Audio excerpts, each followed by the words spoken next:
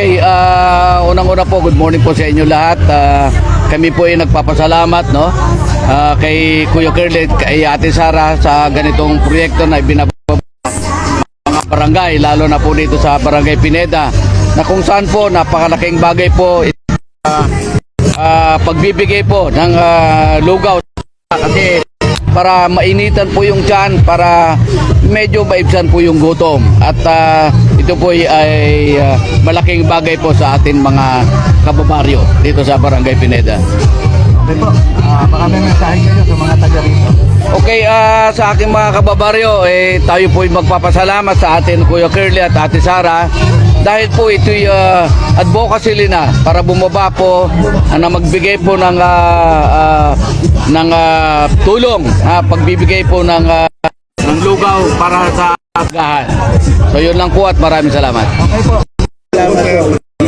May mainit na lugaw sa ilalim ng tulay. Magandang umaga po, magandang umaga. At nandito nga tayo sa Purcuatro, Barangay Pineda, kung saan makikita nyo po yung tulay na yan. At nasa ilalim lang ang kusina ni Ate Sara.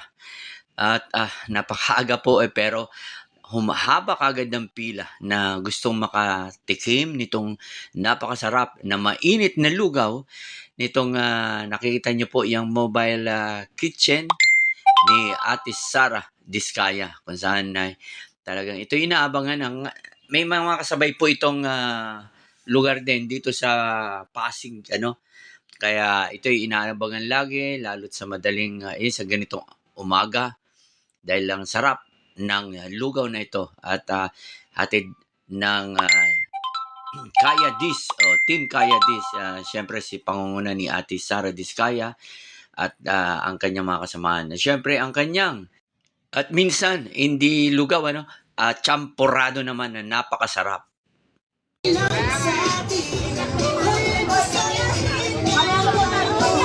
Bata muna, sino muna kayo? Dito, bakit kami po dyan? Wala nito.